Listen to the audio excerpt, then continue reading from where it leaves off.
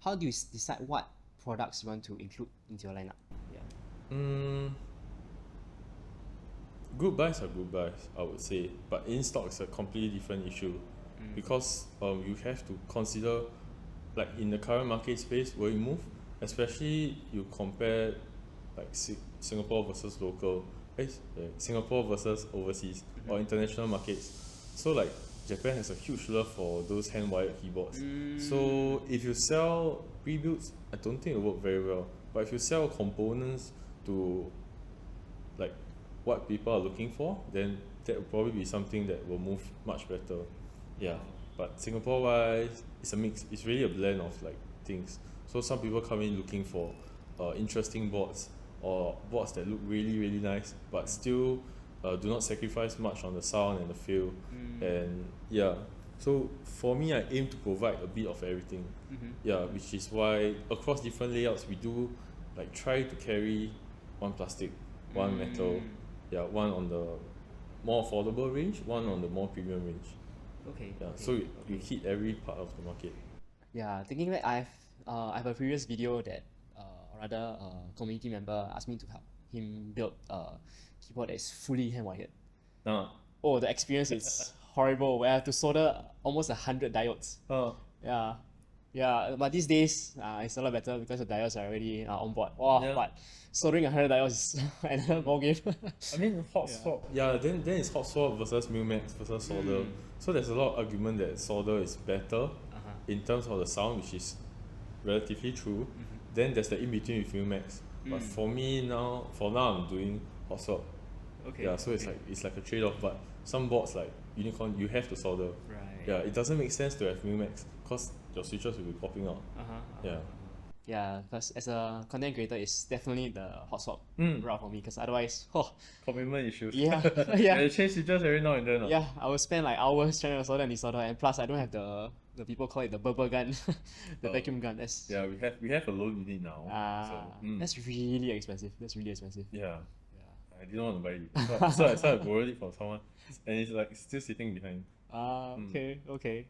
Coming back to having being a business owner, what would you say to someone who want to start a keyboard business in today's terms? So not 4 years ago when everything is booming. In today's terms, if someone would say, "Oh, can you give me advice because I want to become a new keyboard vendor or a new shop that carries keyboard products," what would you say to I them? would say it's very much more saturated now.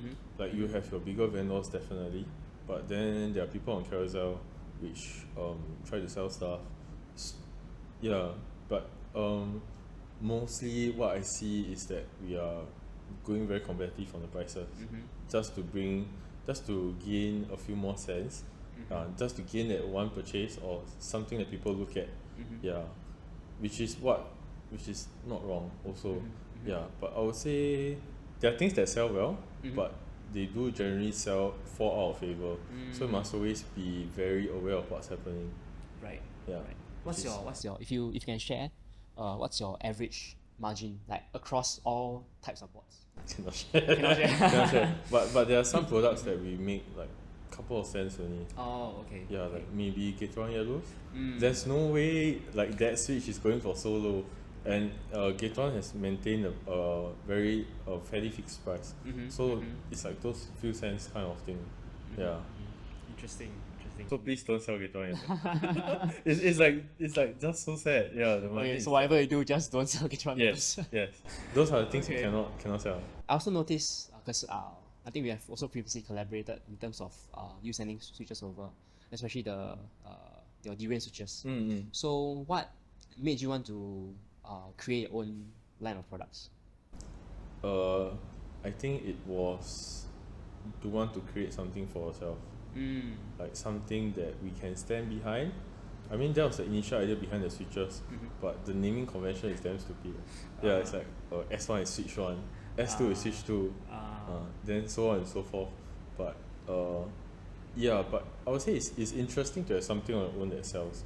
But I do learn that there are some areas that I'm lacking in that we have to patch up. So currently we have some of the vendors helping me out with that, and yeah, very thankful for their help and support. So it's more like a bucket list being checked off, or rather than saying, "Oh, I want to maximize my profit by having." Okay. Because at this uh, day and age, or at this point in the hobby, making a board doesn't really give you that much of a profit. It's not something that you can live off on. I mean, unless you create a super high end board that's very well received, and I mean, we do see like a lot of some boards that definitely like Geon's that is really interesting and has a very good backing behind it. Yeah, so that will really help. But then again, he has other projects or more important things that he has to do. Yeah, so this is also like maybe a sideline for him. Okay. Okay. Then switching gears a little bit. Talking about let's talk about customers. Are there any good or bad customers that have come across, and can you share some experience with them? Bad Any cannot weird or share. any weird ones? That cannot share. Okay. I mean, they wouldn't know that you're talking about them, right? Oh, you have no idea. Oh. You might not know. There's no way you know. Yeah. Okay. Let's not label it as bad. How about the weirder ones, or like the weirdest requests for? Not really keyboard? weird, but at times I do send things to customers. But nowadays we are doing recording, so we have to film the orders that we pack just to make sure things are right.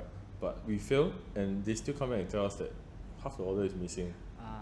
Then Okay. like I don't know much about that lah, but we do keep all the footage here and there. So if really need be, then we'll pull it out. Yeah. Okay. But good customers, I mean, the vibe that we're trying to promote is more like community based. So you come in, just sit and hang out with other like-minded enthusiasts and like try switches and stuff. So I really like when customers are more like receptive to new ideas. Right. Yeah. So might not be something that you like, but over time you might grow into it. You never know. Okay. Yeah. So it's more about trying to actually find out what your preference is, which I feel what this hobby is about. Okay. Yeah, I found it really interesting because I've been to your store or warehouse like 2 or 3 times. The viewing gallery. Yeah. Yeah, the viewing gallery. So two times there were people who came in wanting to buy a certain thing. Then after sitting down and trying, they suddenly, for example, if they wanted to buy $50 worth of things, then leave with $100 worth of things. Yeah. I mean, I try not to push too many things, but if you're interested, then I guess there's nothing much you can do. Yeah. Okay. I mean, I guess that's one of the benefits of having a storefront now, like a warehouse, where people can come and hang out and try. For us, it's not so much of a storefront. It's more like somewhere where you can try stuff. Yeah. Then I've had people come in, tell me like, I don't have time today, so I only can sit down for 5 minutes, and I'll decide the switch by then. I see. So the guy ended up staying the whole afternoon. Then he came back the next weekend, and the whole afternoon again, just to figure out what switch he wanted. Okay. Yeah. So he was like just tapping non-stop. Okay. Then you talk about switches. Then how about the keyboards? What's the most popular keyboard to date that you have carried or sold? I would say one of the more hyped ones. It's Rainy 75. Yeah, which did quite well. But then there's also the Kickstarter backing and a lot of marketing behind it. Why do you think these boards are popular? Why? I would say at the moment, some people, which is not wrong, would prefer having a fully built experience. So just open the box, just take it out and use it. Yeah, which eliminates a lot of the trying to decide what is going on behind, what switch should I choose. Because like we have, I think close to 100 variants of switches, so it might be quite daunting. That's why at times we also do encourage people to come down and try for themselves. So this way we can also help you to eliminate things that you're not looking at or that you might not be interested in. Yeah. Okay, so then in a sense, would you recommend the Rainy to someone who is buying a keyboard for the first time, or a custom keyboard for the first time, or would you recommend something else? But then again, there are two sides of the hobby, which you could say the foam or no foam gang. Yeah, so the foam one is like fully foamed up, so it always brings the keyboard to a certain level, a certain baseline that is achievable. But then there are some designs like the Crush 65, some of the group buys that are run recently that do not carry any foam at all. So that will be usually towards the higher end side, where the designer is trying to show off like the sound design, how much clearance or spaces that he has built into the keyboard, just to show off that sound profile. Right. It's interesting you consider the inclusion or the usage of foams as a sound design, because I mean, in my opinion, I feel that foams are used to hide the flaws of the keyboard. You can look at it in that sense also, but like sometimes I think nowadays we are more used to fuller sounds, which in the case like you have to put plate foam just to prevent that resonance and stuff. So we also do try with customers or let them bring their boards down so that they can test directly and find out what's best for them. Yeah, which nowadays there's a lot of foam going around. Yes, Yeah, I mean it's nothing wrong. It's just preference. Yeah, in the recent few videos or the few collaborations I've done, especially from Yunzi and Ipoh Maker, they have very cool pre-builds that actually come with a lot of foams. Yeah, so in a sense, then if you are a strong advocate, I wouldn't say strong, maybe like an advocate of using foams in keyboards, would you then recommend pre-builds to new people? Or would you just rather say, oh, let's... For starters, yes, because they are always looking at that lovely talky sound. What's the caveat there? Why is the long yes? Yes, I mean that's what usually most of the people are looking at. So which will arise from a combination of certain foams and sounds and features.